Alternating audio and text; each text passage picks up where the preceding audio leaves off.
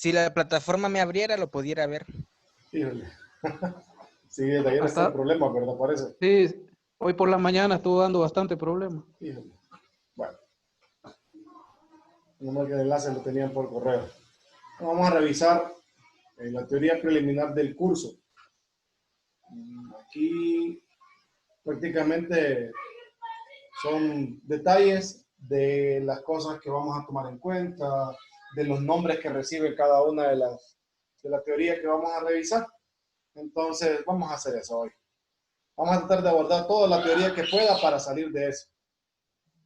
Perfecto. Entonces, lo primero que nosotros tenemos que entender es qué significa cuando hablamos de una ecuación diferencial. Propiamente hablando, una ecuación diferencial es lo que nosotros vemos ahí, que dice que es cualquier ecuación que contiene variables, derivadas, constantes, respecto de una o más variables independientes. Pero hay algo importantísimo, porque menciona, es cualquier ecuación. Entonces nos tenemos que ir a la definición de una ecuación. Una ecuación, si recuerdan de 110, es una comparación entre dos expresiones que contienen variables y constantes y están comparadas a través de una igualdad. Entonces, a eso le llamamos ecuación. Cuando aparece lo que es una ecuación diferencial, es cuando nosotros agregamos derivadas de una o más variables dependientes respecto a una o más variables independientes. Entonces, eso es lo que nosotros vamos a estar trabajando a lo largo del curso. Las ecuaciones diferenciales se pueden clasificar de tres formas. Se pueden clasificar por tipo, se pueden clasificar por orden y se clasifican por linealidad. La clasificación por tipo es de dos formas. Tenemos ecuaciones diferenciales ordinarias y ecuaciones diferenciales parciales. Las ecuaciones diferenciales ordinarias corresponden a aquellas que involucran derivadas de una o más variables dependientes respecto de una sola variable independiente. A eso nosotros lo conocemos como ecuación diferencial ordinaria. Una ecuación diferencial parcial es aquella ecuación diferencial en donde aparecen derivadas de una o más variables dependientes con respecto a una o más variables independientes. Nosotros en el curso solamente trabajamos ecuaciones diferenciales ordinarias. Para ecuaciones diferenciales parciales ya hay un curso especializado, ¿verdad? Pero ese es propio de la carrera de matemáticas. Igual en algunas ramas de la ingeniería, en mecánica, en química, en algunos fenómenos utilizan ecuaciones diferenciales parciales y tal vez tienen la oportunidad de conocerlas. Si no, seguramente si ustedes se meten en la parte teórica de ingeniería, ahí van a tener que trabajar en más de alguna ocasión con alguna ecuación diferencial parcial. Cheque. Entonces, nosotros aquí empezamos a darle ruta. Recuerde, arrancamos nosotros con las ecuaciones diferenciales del tipo ordinarias. Ahora, en la clasificación por orden, esta aplica para los dos tipos, ¿verdad? De las clasificaciones anteriores. El orden de una ecuación diferencial, nosotros lo conocemos por la derivada mayor o la derivada de mayor grado. No porque la derivada tenga potencia, ¿verdad? Tenemos que saber identificar la diferencia.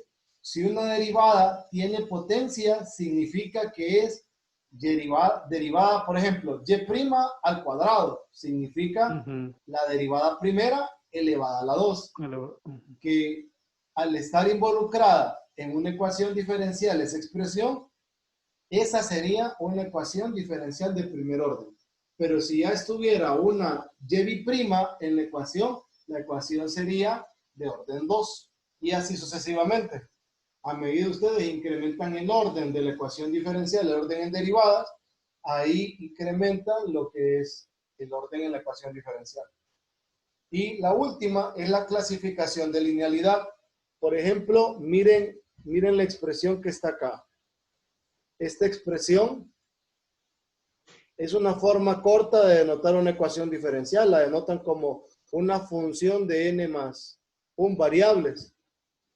Entonces, esa función denota la ecuación diferencial. Entonces me dicen que está en lineal Sí, y, y n son lineales, nada más. Pero nosotros tenemos otro enfoque del concepto de linealidad y es cuando tenemos la ecuación diferencial así, bajo esta estructura. Aquí tienen que analizar dos cosas para decir que una ecuación diferencial de esta forma es lineal. Uno es que todos estos coeficientes, así les decimos, todos esos deben depender exclusivamente de la variable x. Y luego, todas estas, que son las derivadas, todas tienen grado 1. Entonces, si eso sucede, nuestra ecuación diferencial es lineal. Esta, por ejemplo, esta que tengo marcada, es una ecuación diferencial lineal ordinaria de orden m.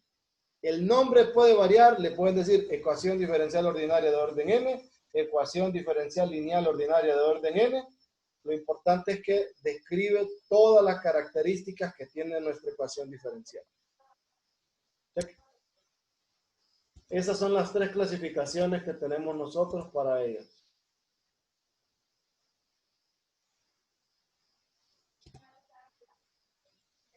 Luego, aquí están las dos características que les acabo de mostrar, que todos los coeficientes dependen de x y que todas las derivadas y y tienen grado 1, nada más. ¿Qué es lo que nosotros pretendemos hacer a lo largo de la clase? Nuestro objetivo es buscar soluciones de una ecuación diferencial. O sea, eso vamos a aprender nosotros. Ojo, ¿verdad? Nuestro curso está limitado para las últimas ecuaciones diferenciales que mencioné. Ecuaciones diferenciales ordinarias de orden n lineales. Esas son las que nosotros aprendemos a resolver a lo largo del curso.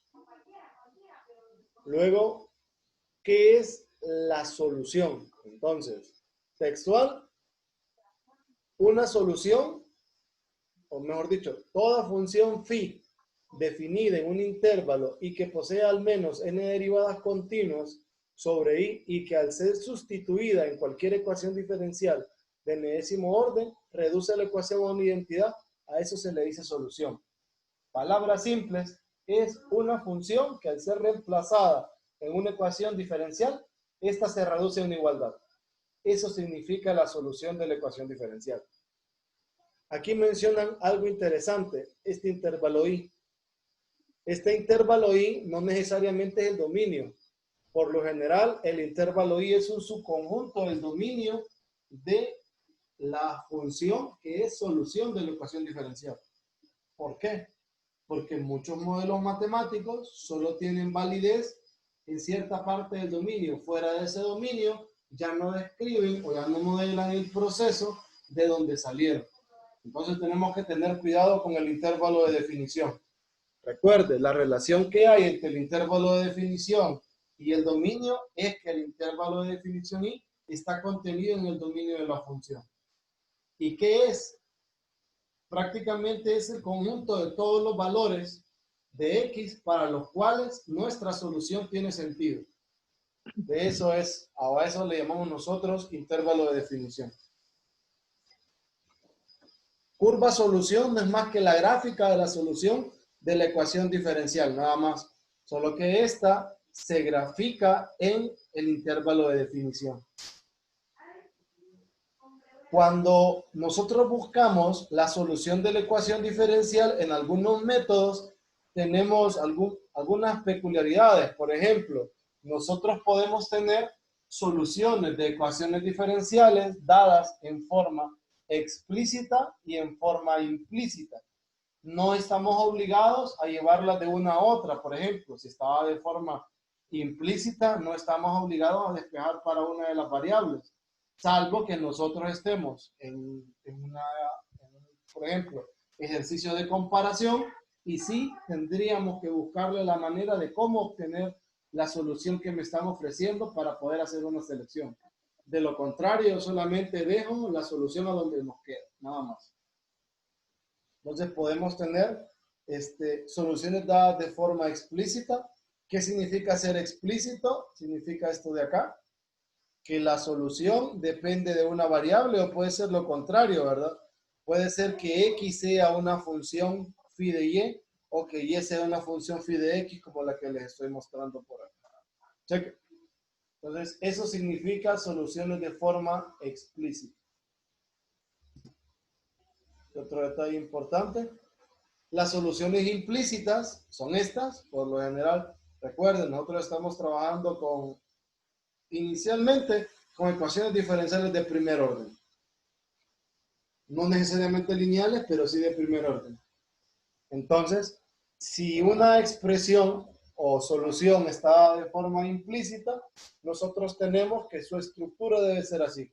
Es decir, no existe una manera de expresar una en términos de la otra. Es decir, no existe una forma de expresar a Y en términos de X o a X en términos de Y. Sino que lo dejamos tal cual aparece, G de X, Y igual a 0, y ahí va a aparecer una estructura. ¿Qué otro detalle tenemos por acá? Familia de soluciones. En nuestro caso, nosotros podemos tomar en cuenta un detalle. Por ejemplo, ya les mencioné qué significa qué significa la solución de una ecuación diferencial. Significa que hay una función que al ser reemplazada en una ecuación diferencial reduce a una identidad. Entonces, ¿qué tiene que ver esa onda de la familia de soluciones? ¿O qué significa? Lo que significa es que nosotros en nuestra clase no solamente buscamos una función específica que sea solución de una ecuación diferencial, sino que tenemos un conjunto infinito de funciones que al ser derivadas y reemplazadas en la misma ecuación diferencial, todas esas funciones la reducen a una identidad. Entonces a eso nosotros le llamamos familia de soluciones. Entonces a lo largo de la clase aprendemos eso, aprendemos a conocer y a determinar la forma de esa familia de soluciones para nuestras ecuaciones diferenciales. Otro detalle más. En el caso, por ejemplo, de primer orden, la idea va de la siguiente forma. Cuando hablamos de una familia, en el caso de primer orden, sucede que esa solución solamente tiene un parámetro arbitrario. Ese parámetro arbitrario, en la práctica se lo voy a mostrar. Cuando ya estemos trabajando en la parte práctica, les voy a decir, este es el parámetro arbitrario que les decía. Recuerden, nosotros vamos de una ecuación que tiene derivadas y queremos encontrar soluciones de esa ecuación. Por ende, debe estar la antiderivada involucrada. Entonces, como hay un proceso de integración para buscar la solución, ustedes saben que al momento de calcular una integral indefinida, aparece la antiderivada más general. Entonces aparecen constantes de integración. Esas constantes de integración juntas terminan siendo esa constante arbitraria a la cual me estoy refiriendo. En el caso de primer orden tenemos una constante. Cuando trabajamos con orden superior, tenemos un número de constantes igual al orden de la ecuación diferencial. ¿Qué significa? Por ejemplo, esta de aquí puede ser solución de una ecuación diferencial de primer orden. Pero esta otra, por ejemplo, esta que ustedes ven por acá, miren, es solución de una ecuación diferencial de enésimo orden. Y aquí vemos cómo la estamos denotando. O sea, lo que les acabo de resaltar, esta es la ecuación diferencial y aquí tenemos la solución de la ecuación diferencial. Orden n, esta C sub 1, C sub 2, hasta C sub n son las constantes arbitrarias. Entonces recordemos, existe una relación directa entre el orden de la ecuación diferencial y el número de constantes arbitrarias que va a tener la solución. Si la ecuación diferencial es de orden n constantes arbitrarias. Si es de orden 2, 2 constantes arbitrarias. Si es de orden 3, 3 constantes arbitrarias y así sucesivamente. Check. ¿Qué otro detalle tenemos por acá?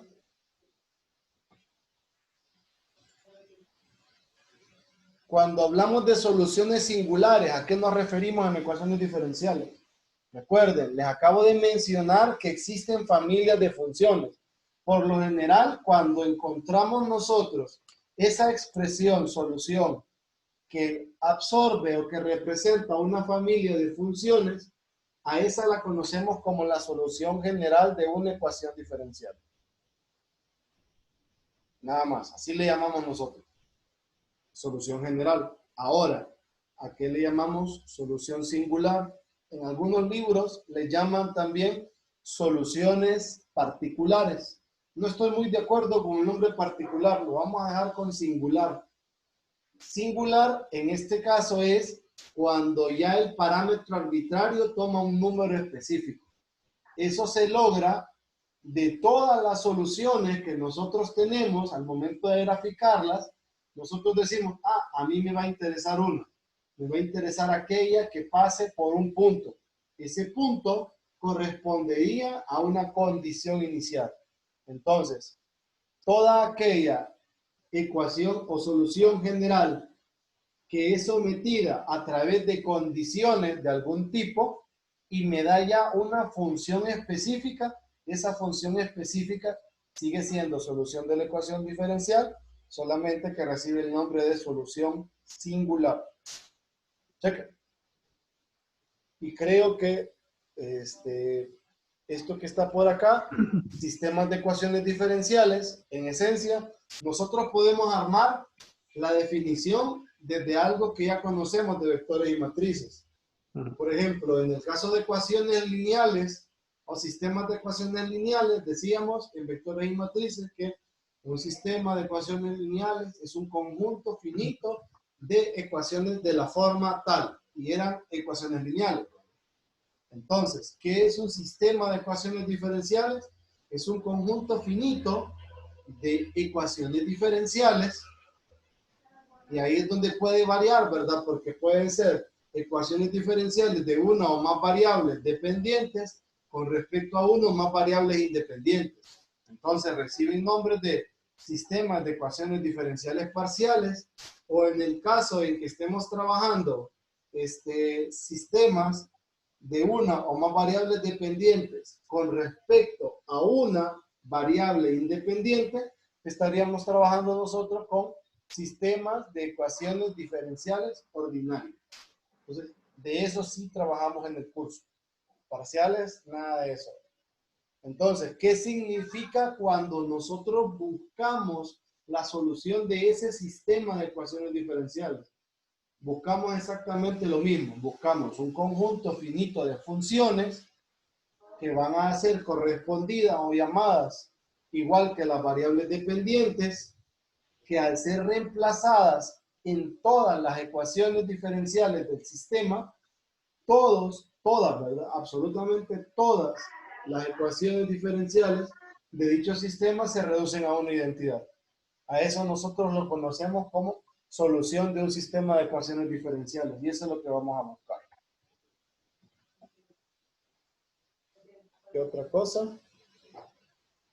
Algo importante en la parte aplicada, o mejor dicho, sí, tanto en la parte aplicada como en uno de los temas del curso que se llama Transformada de Laplace, nosotros trabajamos con problemas de valor inicial. ¿Qué significa un problema de valor inicial? Un problema de valor inicial es una ecuación diferencial de orden n, en este caso, porque estábamos hablando de uno de orden n, acompañado o sujeto a un conjunto de condiciones iniciales. Le llamamos a estas condiciones iniciales porque todas están referidas, miren, lo pueden notar, todas están referidas a x sub 0. Cheque. Okay. ¿Estamos bien? Estamos bien. Estamos bien. Entonces, esas condiciones iniciales lo que van a hacer es, dada la solución de esta, miren, dada la solución de la ecuación diferencial, dada la solución de esta, la general, nosotros vamos a someter esa solución a todas estas condiciones. Estas condiciones nos van a permitir encontrar las constantes arbitrarias que les mencioné y establecer una función particular o una función singular que sigue siendo solución de la ecuación diferencial. ¿Tiene alguna pregunta? ¿Jovencitos? No. ¿No? ¿Todo bien? Entonces, de ahí el por qué le llaman, ¿verdad?, condiciones iniciales, para que lo tomen en cuenta. ¿Qué más?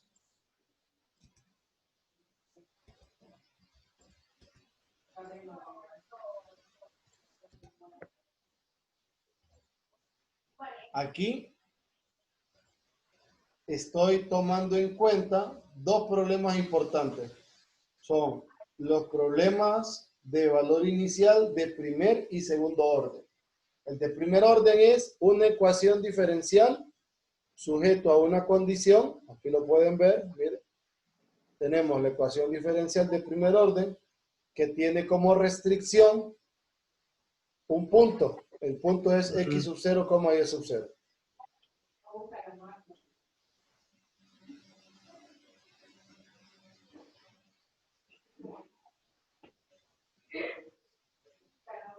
Y luego tenemos un problema de valor inicial de orden 2 que está esta ecuación diferencial de segundo orden.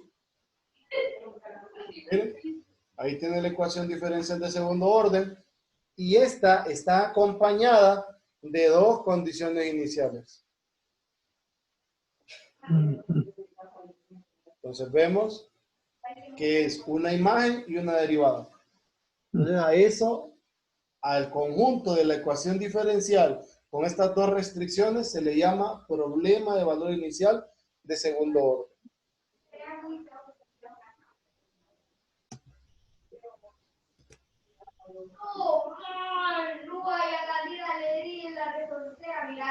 El teorema de existencia y unicidad.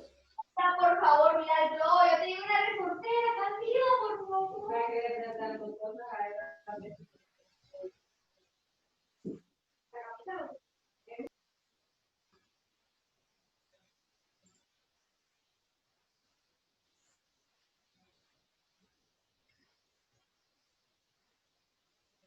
Entonces, les decía, teorema de existencia de unicidad. Este teorema, como tal, es muy importante porque prácticamente es nuestro inicio, ¿verdad? Nosotros no podemos comenzar un curso de métodos para resolver cosas sin antes preguntarnos dos momentos. Uno, lo que busco o la solución supuesta que busco existe. Y dos, ¿será cierto que si ya sé que existe la solución, eso es suficiente? ¿O qué sucedería si, por ejemplo, yo encuentro dos soluciones idénticas para algo? Son idénticas en forma porque satisfacen todo, pero son totalmente diferentes. Tienen ciertas similitudes, pero ambas sirven. Entonces, el detalle es que la escogencia de la solución bajo esas restricciones es complicado, pero lo primero que nosotros tenemos que asegurar cuando estamos participando en soluciones de ecuaciones diferenciales es eso, es tomar en cuenta que nuestra ecuación diferencial sí tiene solución. Y lo segundo, una vez que ya estamos claros que sí tiene, entonces, sin importar el método que apliquemos, debemos llegar a la misma solución. Entonces, a eso le llamamos existencia y unicidad. En matemática, creo que son dos palabras fuertes. Es de las cosas más complicadas que existen. Hay tesis que tratan únicamente de existencia de soluciones.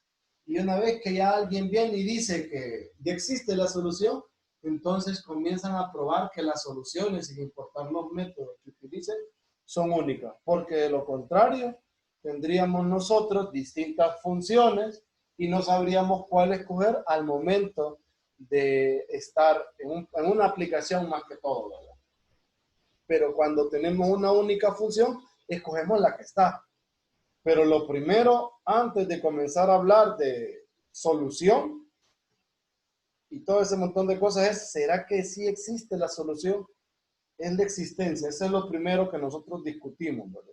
Entonces, bajo un problema de valor inicial de primer orden, tal y como está acá, nosotros establecemos condiciones que nos van a permitir asegurar la existencia. Y siempre al iniciar cada momento, ¿verdad? Cuando estamos ahorita, estamos a un pie de comenzar la solución de ecuaciones diferenciales de primer orden. Entonces, siempre decimos, bueno, vamos a iniciar primer orden. Hay un teorema de existencia de unicidad para primer orden. Vamos a iniciar segundo orden. Hay un teorema de existencia de unicidad para segundo orden. Vamos a comenzar con solución de ecuaciones de orden n. Hay un teorema de existencia de unicidad para orden n. Vamos a comenzar con series. Hay un teorema de existencia de soluciones mediante series. Con transformada de Laplace, la misma historia. Entonces, todos los temas siempre los arrancamos igual. Siempre arrancamos con teoremas de existencia de unicidad y con este tema especialmente, podemos tener la experiencia sencilla de cómo determinar si nuestra solución existe y más aún si nuestra solución es única. Entonces, vamos a aprender a interpretar el teorema, ¿verdad? Ya les mencioné la importancia. Entonces, el teorema nos dice, establecemos una región R, la pueden ver aquí abajo. Hay una región R, la que ustedes ven sombreada, que está definida a través de un rectángulo en el plano XY. Si notan, esa región rectangular es A, B, cruz, C, D. ¿Qué significa eso? Significa que tenemos AB aquí y luego tenemos CD aquí. Entonces hacemos un barrido de ambas y donde se interceptan, que es la parte sombreada, esa es la región rectangular. Entonces, a eso se refiere. Establecemos una región rectangular en XY definida tal cual se los acabo de decir, dentro de la cual hay un punto.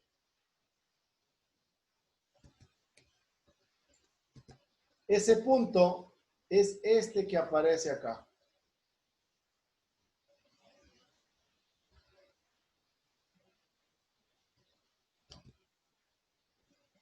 Ese punto es este que está aquí.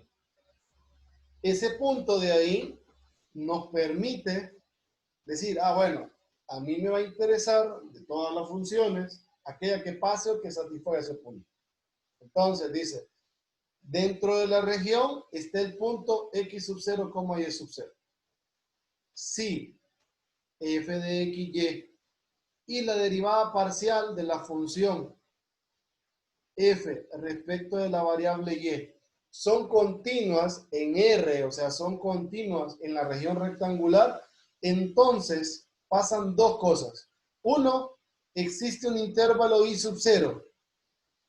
Existe ese intervalo i sub 0 que lo podemos describir como, ahí faltó un menos, es un x sub 0 menos h, el que está ahí, menor que x sub 0 más h.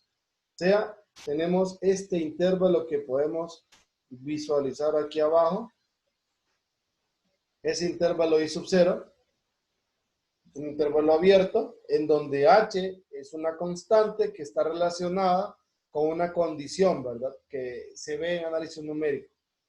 Este creo que se llamaba la condición de Lipschitz. Contenido en un intervalo AB. El intervalo AB, miren, es el que nos sirvió para delimitar nuestro rectángulo. O sea que tenemos un intervalo que está contenido en una parte del rectángulo, es decir, en una restricción del rectángulo, o en la restricción en X del rectángulo. Y luego, y una función única. Ahí es donde aparece ya que me dice, existe y, pero no solamente eso, también existe una función única definida en ese intervalo que representa una solución del problema de valor inicial de primer orden restringido o sujeto a lo que está ahí. Entonces, ¿qué necesitamos verificar nosotros para asegurar para asegurar que existe nuestra solución y más aún que es única, necesitamos tener clara estas dos condiciones que aparecen por acá. Dice, si f y f de y la derivada de f respecto de y son continuas, entonces pasa lo que les mencioné. O sea que nosotros tenemos que probar continuidad para funciones en dos variables. ¿Se acuerdan cómo hacer eso de cálculo 2? ¿Alguna vez lo hicieron? ¿Alguna vez probaron continuidad de funciones en dos variables en cálculo 2? ¿Jóvenes? No, ya no me acuerdo. Yo no me acuerdo de eso. No, tampoco. No recuerdo haberlo visto. Ya me puse nervioso. ¿Y ustedes Lick, alguna yo vez? sí lo vi. Ajá, usted sí lo vio. Cuénteme entonces, ¿sí lo Sí, vio? pero estoy buscando el contenido. Ya entre unos minutos se lo busco. Ajá, vamos a ver. Ahora, como no lo vieron, tal vez el compañero que sí lo vio me indica qué significa continuidad en dos variables. En una variable ya sabemos, ¿verdad? Pero en dos variables, ¿es lo mismo o cambia? No recuerdan tampoco eso. No, nunca les mencionaron eso. Licenciado, ¿Sí?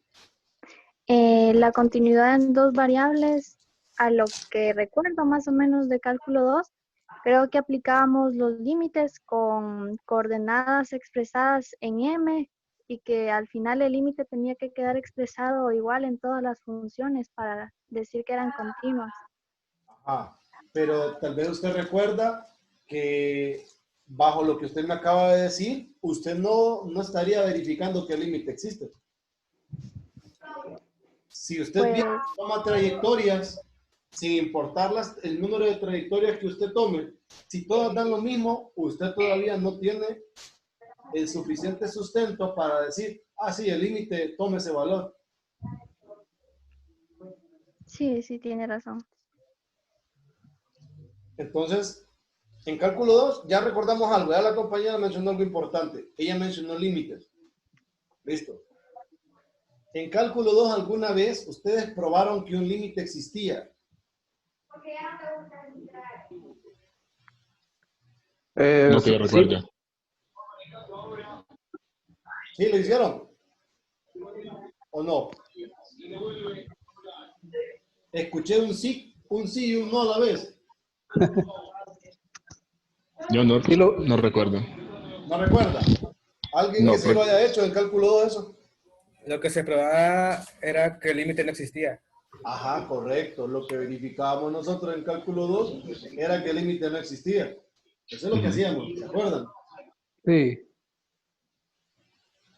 Y para probar la no existencia de los límites, nosotros buscábamos trayectorias generales que tenían parámetros y si el límite dependía del parámetro, concluíamos no existe. Pero si nosotros reemplazábamos el parámetro o la trayectoria que pasaba por el punto sobre el cual queríamos evaluar el límite y aún así nos quedaba un número, no era suficiente para concluir que el límite existía, sino que teníamos que recurrir a la definición formal de límite, a la que conocemos como epsilon delta, para verificar eso. ¿Sí?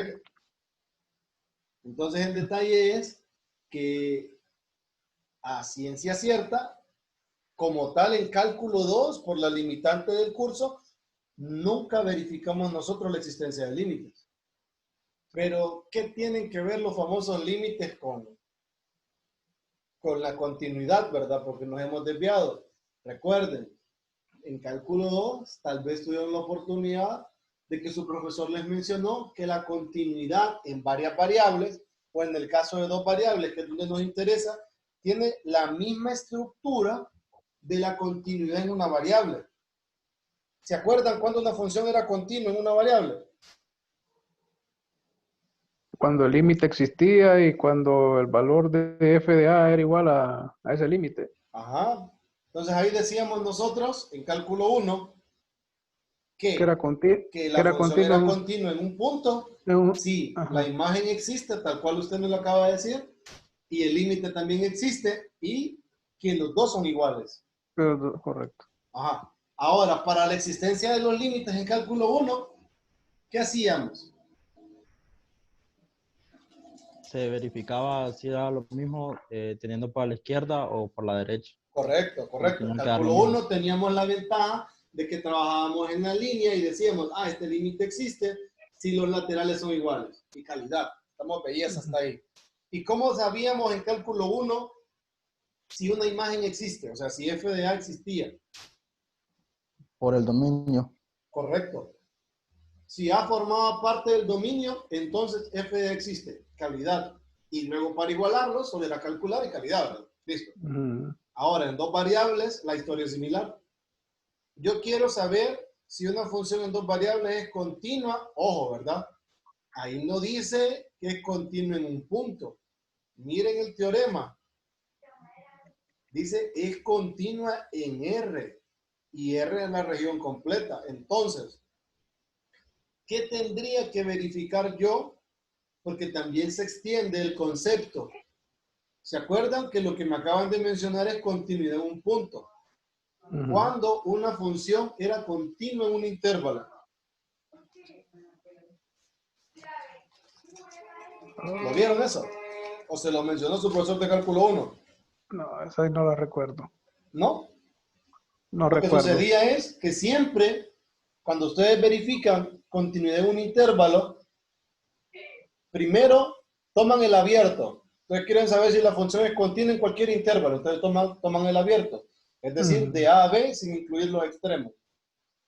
Cuando una función es continua en ese abierto. Cuando es continua para cada punto de él. Cheque. Y luego viene el montón de casos, cuando los 4 casos, bueno, los 3 casos en todo, que es cerrado, semiabierto, semicerrado, que se debe incluir uno de los puntos extremos. Entonces, eso era continuidad en un intervalo, ¿verdad? Y nosotros lo podíamos hacer con cada punto. Y no había problema porque por cada punto identificábamos nosotros que la función estuviera definida, listo, y luego verificábamos que los límites en la función, al estar definido el intervalo, estuvieran dados, ¿verdad? Y calidad, ya decíamos la función es continua. Pero en varias variables, me está diciendo ahí, tiene que verificar que la función es continua en esa región, en R2. Entonces, ¿cuándo va a ser continua en esa región de R2? Cuando es continua en cada punto de R2. Entonces, si mi función es continua en cada punto de ese R2, en ese caso de esa región R, entonces decimos que la solución existe y es única. Imagínense. Ajá. ¿Dónde está entonces la trampa de la historia? Porque hasta el momento se escucha fácil. Es una continuidad, pues. La trampa está en que nosotros nunca demostramos límites. Y para decir que una función es continua en dos variables, lo primero es asegurar la existencia de límite. Asegurar que la imagen exista, pues solamente es cuestión de fijarse en el dominio. Y asegurar lo complicado es la existencia de límite. ¿Por qué? Porque en cálculo 2 no tenemos nosotros el sustento teórico, matemático para poder demostrar eso, ¿verdad? Porque se sale de contexto. Entonces, ahí ya en ecuaciones diferenciales tenemos un pequeño impasse. ¿Cómo verificar existencia y unicidad de la solución de una ecuación diferencial? Entonces, para eso nosotros tendríamos que meternos en algo que se conoce en el mundo académico como análisis matemático, para poder ver, y en todo caso serían varias variables, ¿verdad? Para verificar la existencia de dichos límites. Una vez que usted verifica la existencia de los límites o que sabe cómo hacerlo, usted está listo para venir a probar continuidad en una región. Antes de eso, no. Entonces, la condición para asegurar la solución única es fuerte. ¿Lo notaron? Me pide que verifique que tanto la función f de xy como la función derivada parcial de f respecto de y son continuas en R.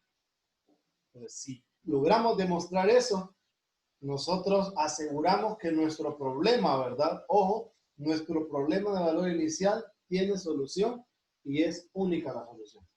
Entonces ya vimos que el teorema como tal es bueno, pero la condición para probar es fuerte. Entonces, de aquí en adelante, nosotros ya sabemos que si encontramos un método, o mejor dicho, si encontramos un modelo matemático. Ojo, ¿verdad? Y aquí es una cuestión de cuidado respecto de sus proyectos. ¿Por qué? Si ustedes dicen, mire, este modelo,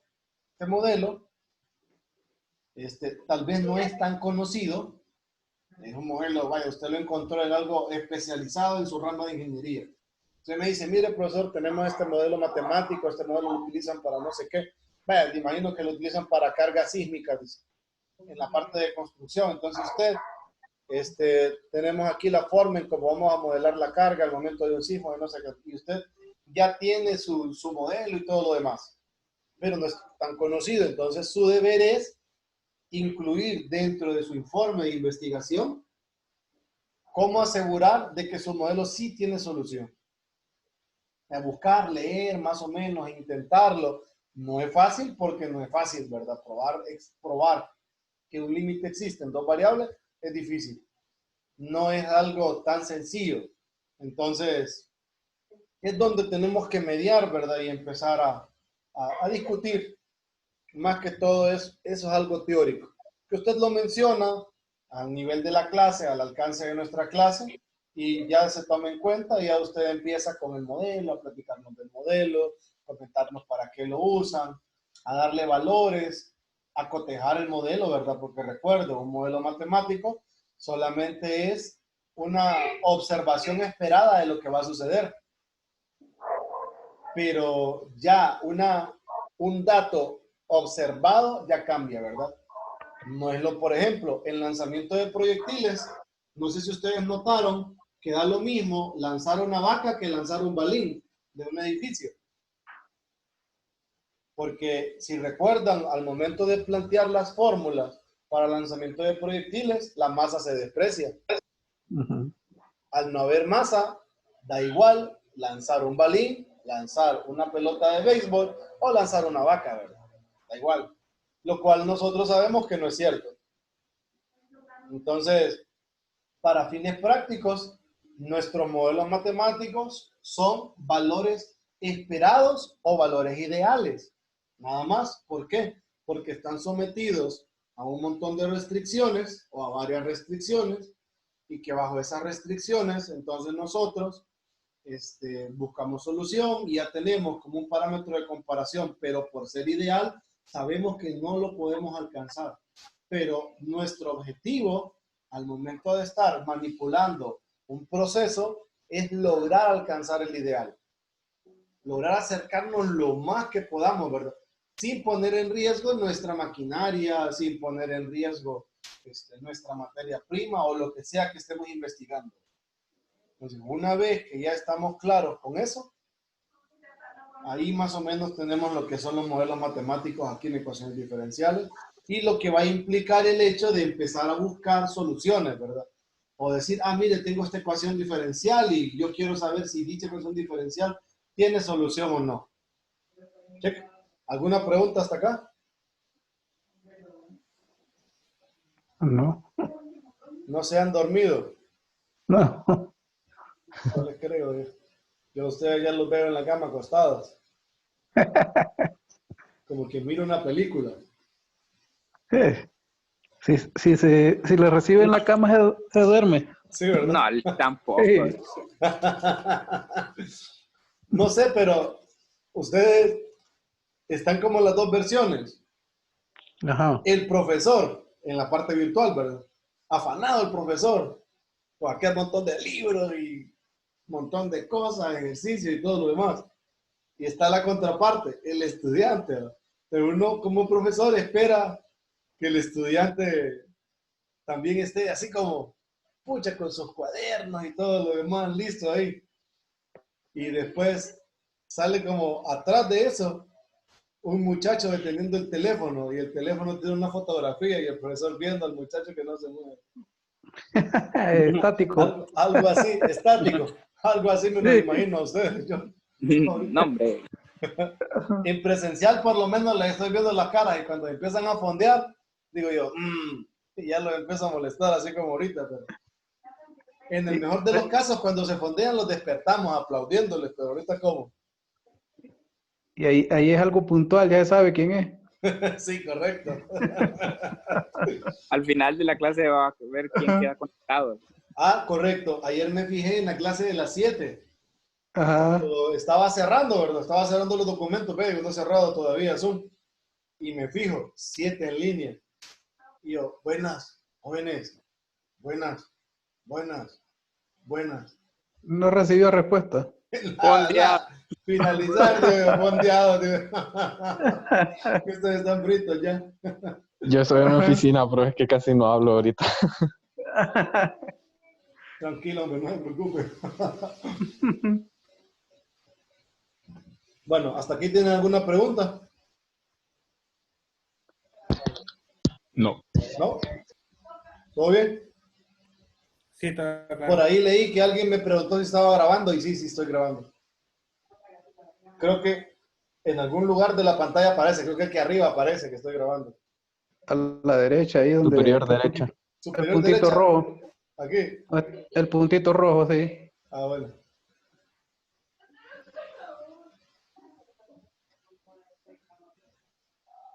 ¿Qué más? Vamos a ver qué viene después de eso. Sí, cuéntame. Tengo una pregunta. Ajá, cuéntame. Es que yo tenía la clase en lista de espera. Ajá, cuéntame. Y pensé que las... Y me di cuenta hasta hoy por la mañana. Y miro que la clase ya está un poco avanzada o viene empezando. Y quería saber si es a las 4 o a las 3. ¿Dónde? A las 3. ¿A las 3? Sí. Ah, entiendo. Sí, hace una hora estamos aquí, lero. Sí, es que hace poquito me di cuenta que me habían aceptado la clase, entonces por eso... Pero le llegó el enlace al correo. ¿O dónde lo vio? ¿En el campus? En el campus, porque vi que tenía aceptada la clase. Pero el correo no... Bueno, es que no he pagado todavía. Ah, no, pero no sé si eso sí... Bueno, pero el correo lo puede ver, creo yo. Sí, lo voy a ver entonces. Sí, revíselo. Sí, pero la clase es a las 3, de lunes a jueves. Ok, gracias, Lick. Por ahí vi que Yulisa había levantado la mano. No, licenciado, fue error. Quería ver el chat y levanté la mano por accidente. Ah, estaba curioseando, era. Se despertó. Ya la descubrimos. Se despertó ahorita.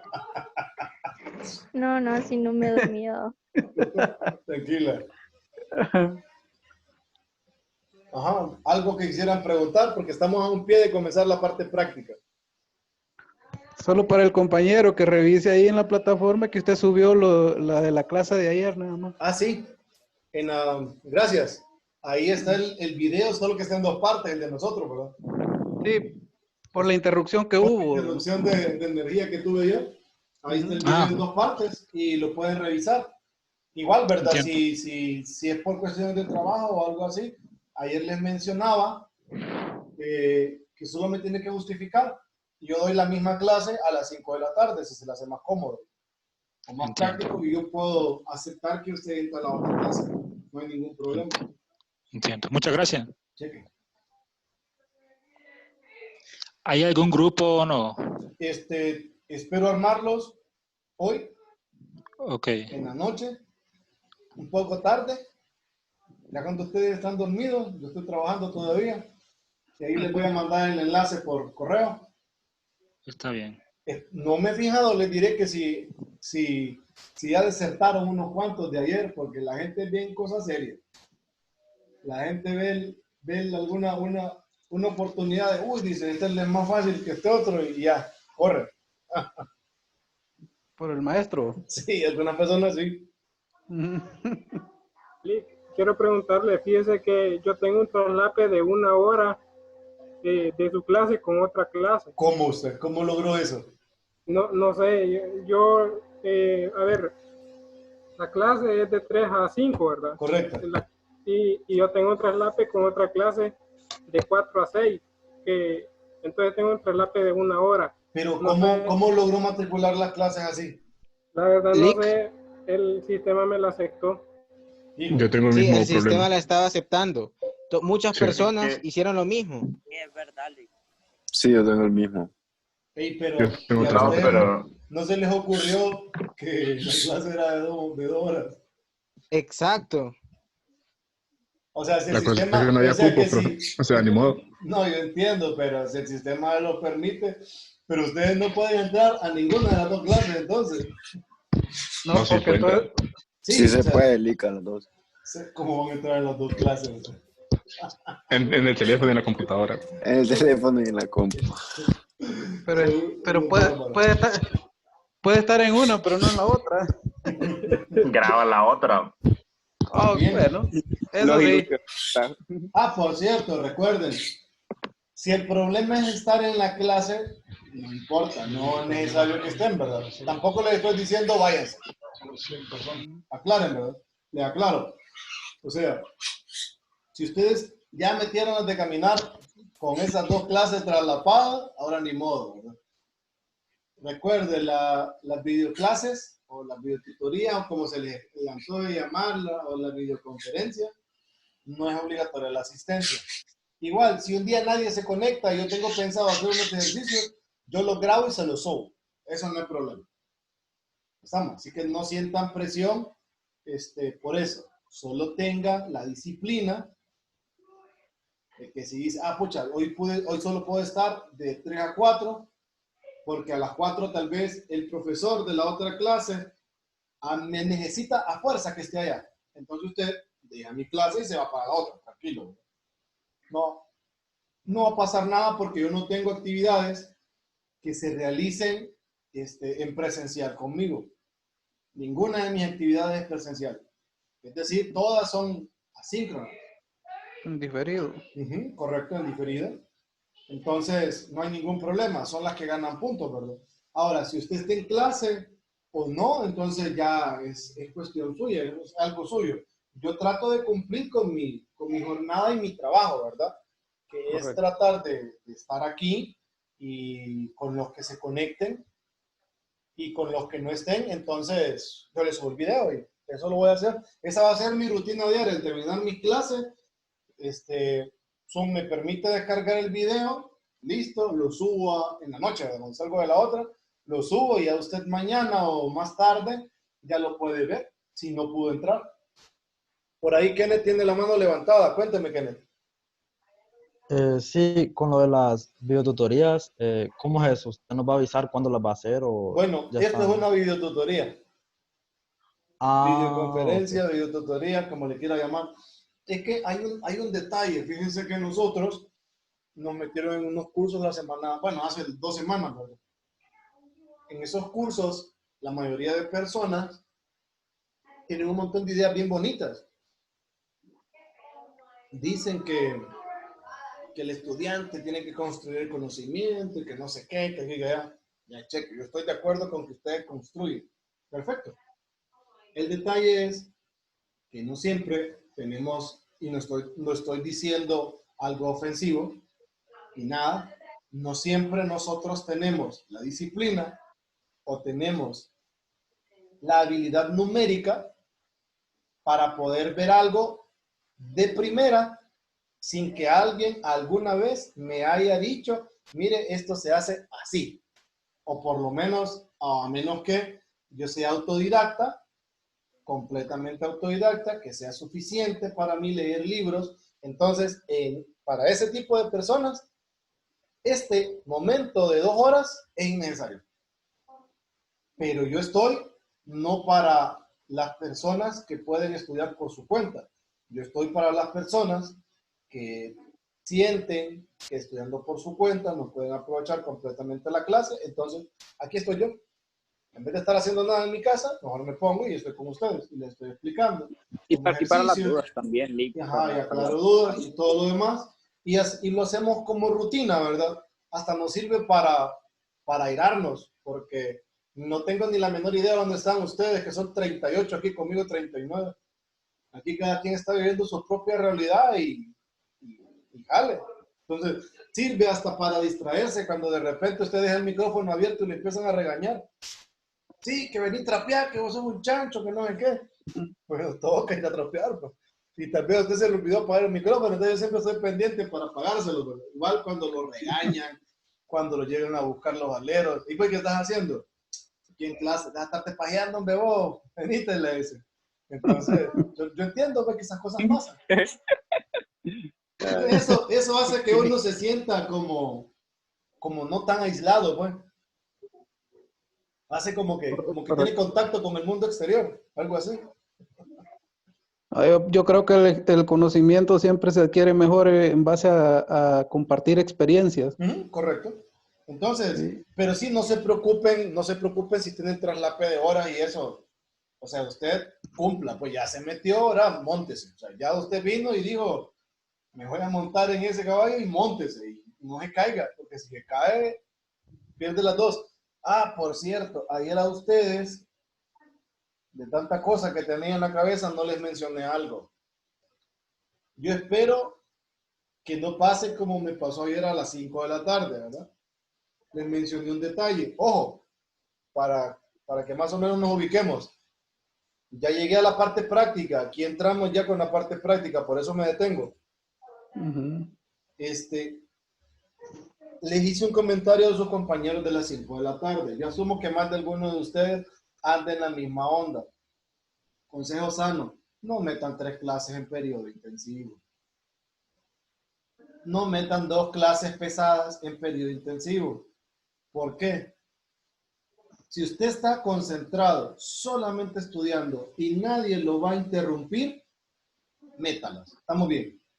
Ahí estamos hablando claro. Usted solo está estudiando y en su casa usted colabora con lo que puede en la casa, pero no es indispensable que usted se esté extraviando, como en mi caso, que yo soy el que sale aquí en la casa, yo soy el que compran, que mueven, todo eso.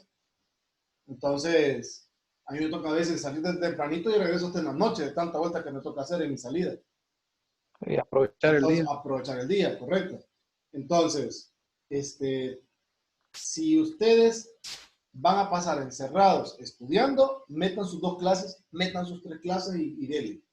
Ahora, si ustedes saben que no, que van a tener que estar haciendo un montón de tareas, un montón de cosas, que laboratorios, que proyectos, que tareas, que estar aquí, que estar allá, entonces ahí empiecen a medirse. No vaya a ser que metiendo 3 clases pasen una, mejor metan una y pasen una. No le quiten el chance a otro compañero que tal vez él podía llevar una clase de las 2 que usted tiene ocupadas y que por querer abarcar mucho va a perder una. Entonces, todavía están a tiempo, ¿verdad? No le estoy diciendo, ni lo estoy espantando, ni corriendo, ni nada que se le parezca, pero sí he notado que la gente está agarrando como de jueguito esta onda. Y están como que, nah, si se pasa sola ahorita la clase. No, no crean. Si ustedes pierden puntos hasta por ponerle mal el nombre al documento en esta modalidad, solo por eso usted ya pierde puntos. Entonces, no se estén metiendo en un montón de cosas porque no les va a ajustar la cabeza. Ese es el consejo. Meta una, pásela, sáquele buena nota y listo. Sea cual sea la clase, sáquele buena nota. Ayer decían, podemos mezclar una general con una clase práctica. Sí, sí puede, es buena combinación. Si tiene una general por ahí todavía que quedó abandonada, métala. O si tiene una clase que usted sabe que no le va a demandar mucho, esa es la combinación perfecta con una clase práctica. Pero no metan 2 clases prácticas. Que sea natación en línea, ¿no? Algo así. ¿Por qué? Otro consejo. Si van a meter esas 2 clases, o si están llevando 2 clases, que no sean en la misma jornada, no se quemen. Meten en la mañana, una en la tarde. Si voy a dar 3, una en la mañana, una en media tarde y la otra en la noche. No esté 6 horas clavado frente a la computadora, hombre.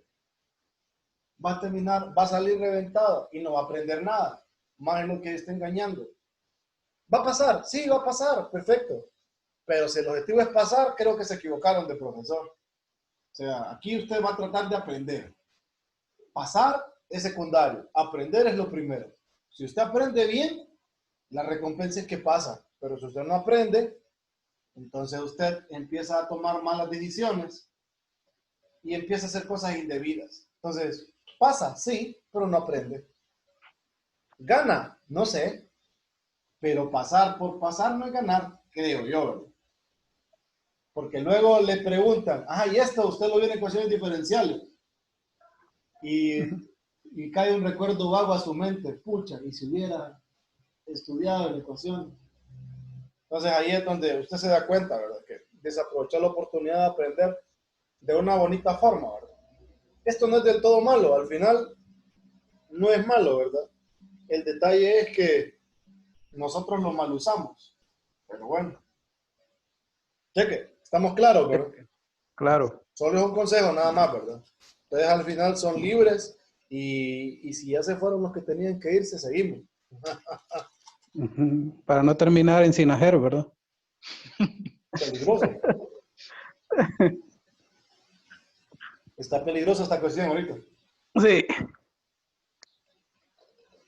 Bueno, entonces vamos a iniciar. Luego me voy a tomar el tiempo de buscar un problema adecuado para mostrarles cómo utilizarlo en la verificación de, dada una ecuación diferencial, una condición inicial, cómo decir, bueno, esta ecuación diferencial sí tiene solución única, esta ecuación diferencial no tiene solución única. Oye, entonces voy a quedar en deuda con el problema de ese teorema. Vamos a revisar este. Aquí arrancamos nosotros con solución de ecuaciones diferenciales de primer orden.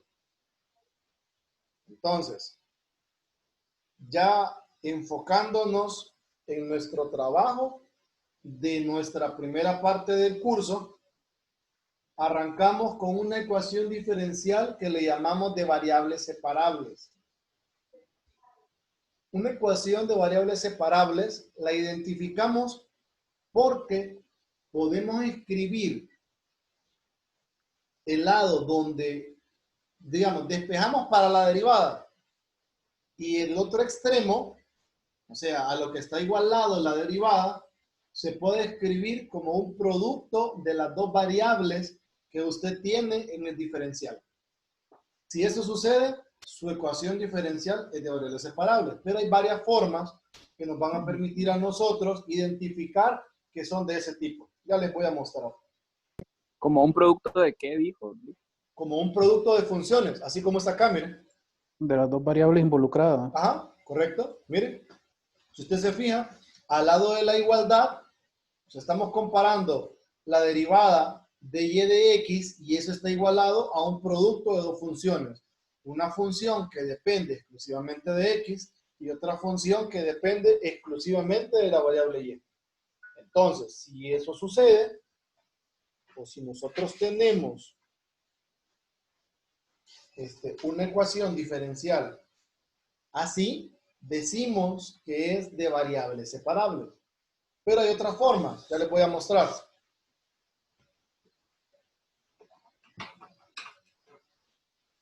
Ahorita les voy a mostrar, solo déjenme me acomodo.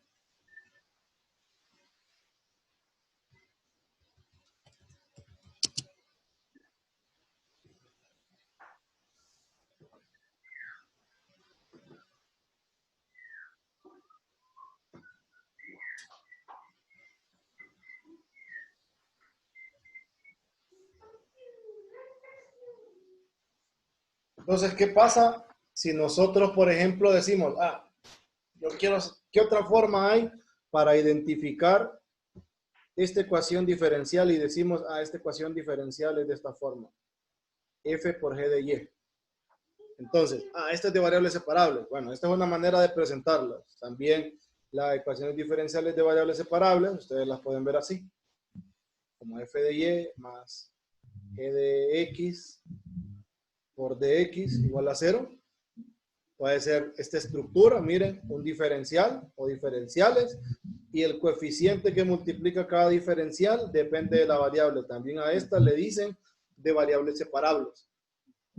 Esas son, digamos, las dos posibles estructuras que ustedes puedan tener. En ocasiones se meten en el lío y tienen expresiones así, pero al final tienen la misma estructura. Perdón, este es X. Tienen de X, Gx, de Y, Fy. Si eso sucede, entonces decimos, estas son de variables separables. Entonces, ¿qué hacemos con las ecuaciones diferenciales de este tipo de variables separables? Voy a partir de la forma general. Licenciado, perdón. Cuénteme. En la tercera que tiene, en la igualdad, entonces quiere decir que no importa si es más o es menos en la No, anterior. aquí no. Este no importa. Aquí da Ok. igual. No importa el signo. Lo que importa para hacer de variables separables es que La este estructura. coeficiente dependa de esta y que este coeficiente dependa de esta. Es la estructura. O la Ok. pueden ver de esta forma, o de esta forma, o de esta forma. Da igual. Perfecto. Ahora, una vez que usted identifica que es de variables separables, ¿cuál es el proceso? El proceso de solución de una ecuación diferencial de variables separables es el siguiente. Voy a partir de la general. Supongamos que tenemos dy de x igual a f de x, e de y.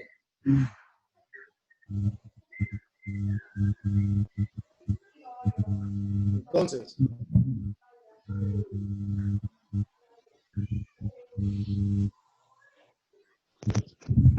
¿me escuchan? ¿Oigan? Sí. Sí. Sí. Entonces, buscamos la separación primero.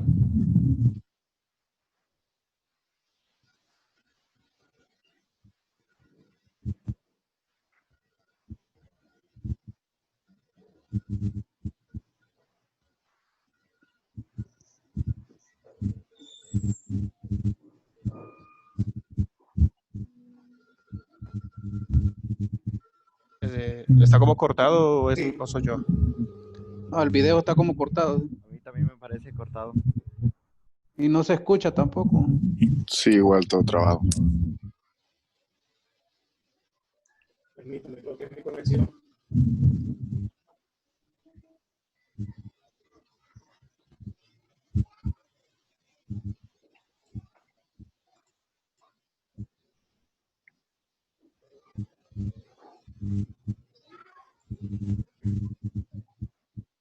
Permítame un segundito.